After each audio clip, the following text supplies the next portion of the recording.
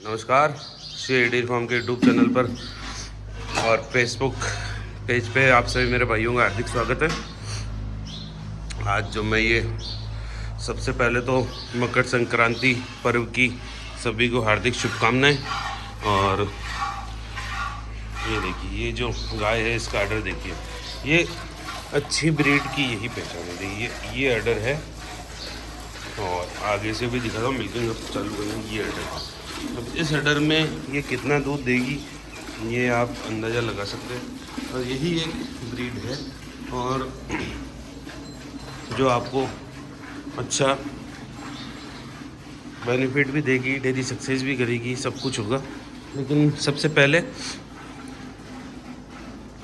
अभी सर्दियां तेज़ है, ज़्यादा गर्मी हो तब और ज़्यादा सर्दी हो तब एक समस्या जानवरों में पशुओं में बहुत आती है कि आपकी जो गायों की फैट एसएनएफ है, सॉरी एसएनएफ तो हाई जाती है लेकिन फैट डाउन जाती है।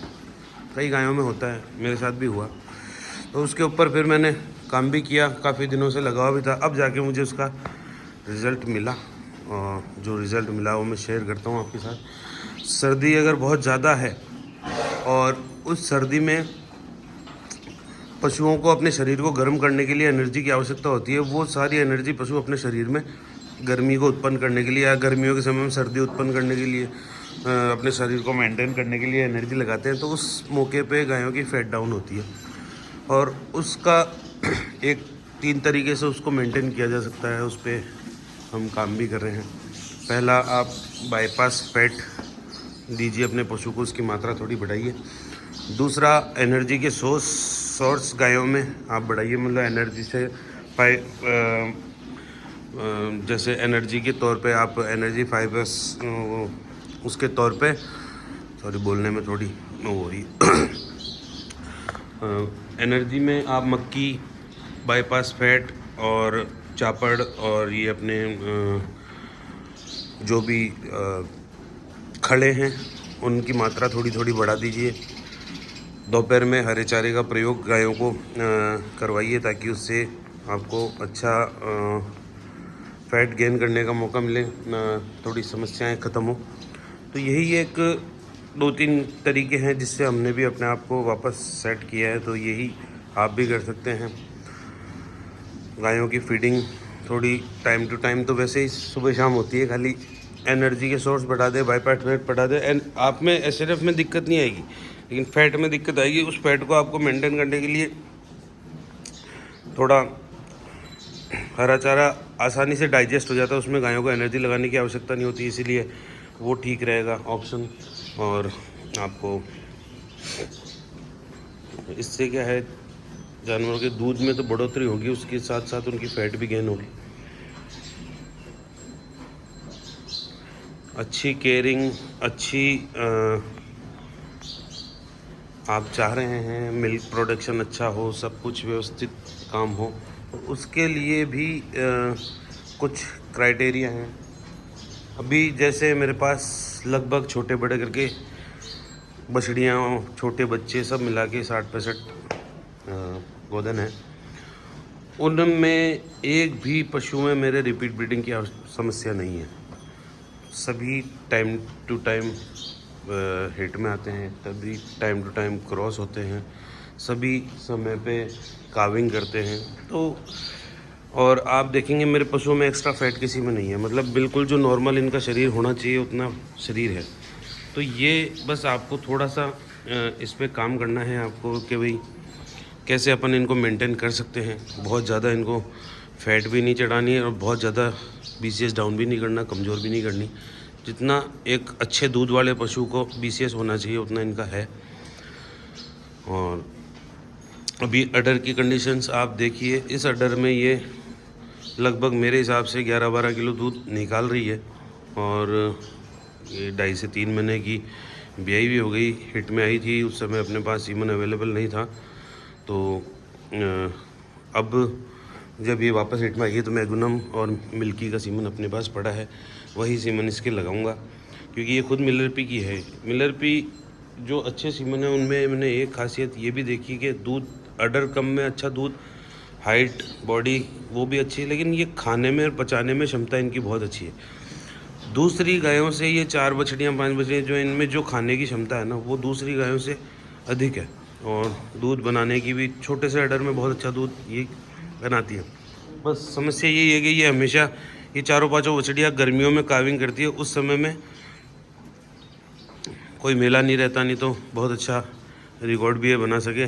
ये पिछली बार बेची थी तो पिछली बार ये एक दिन भी दूध इसने देना बंद नहीं किया बराबर।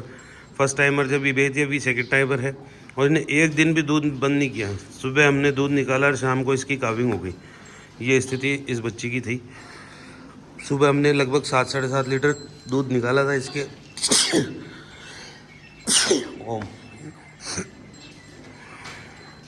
और दोपहर में या शाम को 3 बजे करीब इसकी काविंग हो गई थी। तो दूध तो इसके अभी भी मतलब बिना छोड़े भी इसके आज की तारीख में 11-12 किलो दूध तैयार है।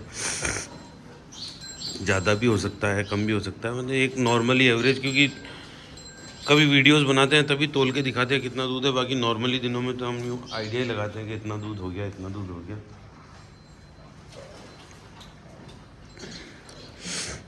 तो सर्दियों में भी थोड़ा सा आप गायों पे विशेष ध्यान दें ताकि आपकी गायों में फैट एसएनएफ की जो कई जगह दिक्कत आती है, कई लोग कहते हैं कि फैट एसएनएफ कम आ रहा है, तो उसमें आपको भी फ़ायदा मिल सके। और मैं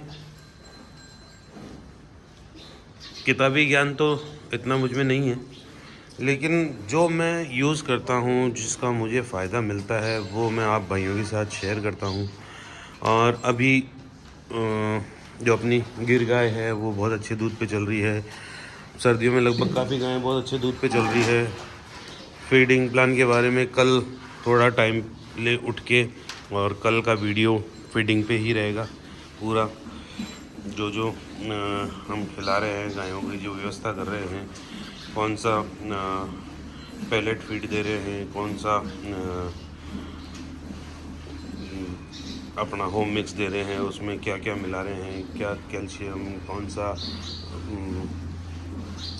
बाईपास पैड दे रहे हैं, इस पे सारी पे एक अच्छी वीडियो आपको कल देखने को मिलेगी।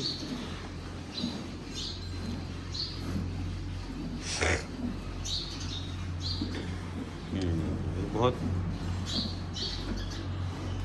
शरीर में भारी गाय है, एक दिन भी ये ड्राई नहीं हुई, उसके बाद भी ये पूरा दूध अभी भी दे रही है। तो ये अच्छी ब्रीड की यही एक, हाँ हो सकता है ये अगर ड्राई होती तो ये 15, 16, 17 पे भी जा सकती थी, लेकिन अभी जो दे रही है उससे भी बहुत बढ़िया संतुष्टि है। और इस बार ये थोड़ा, एक बार गाय अगर दूध नहीं कम, इसको छोड़ने की कोशिश की लेकिन ये छूटी नहीं, तो उस समय अगर हम ज़्यादा इसके साथ में छेड़छाड़ करते तो इसमें मेस्टाइटिस वगैरह होने की संभावना ज़्यादा थी। तो इसलिए हमने इसको ज़्यादा तोड़ना उचित नहीं समझा। दूते रहे ये अपने आप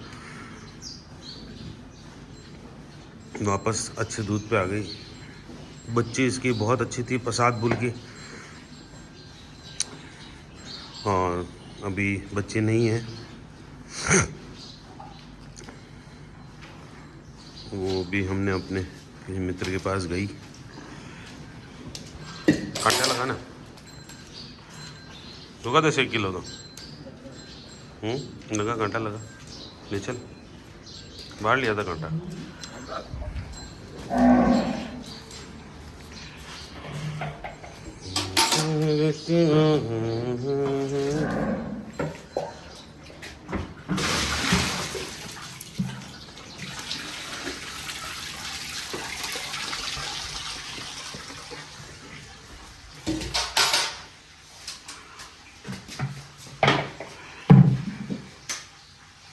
ये रख दे इसके ऊपर, जब तक इसका राइट 0 हो जाएगा।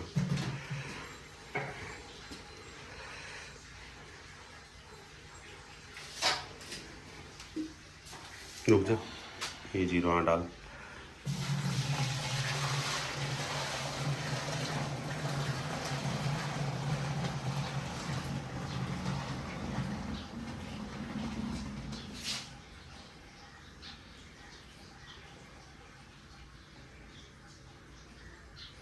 दस किलो 616 ग्राम, 20 ग्राम ही हो जाएगा ये तो, अगर झाड़ेगा ठीक है भाइयों, ये सारी व्यवस्थाएं थी और अभी मिल्किंग चल रही है।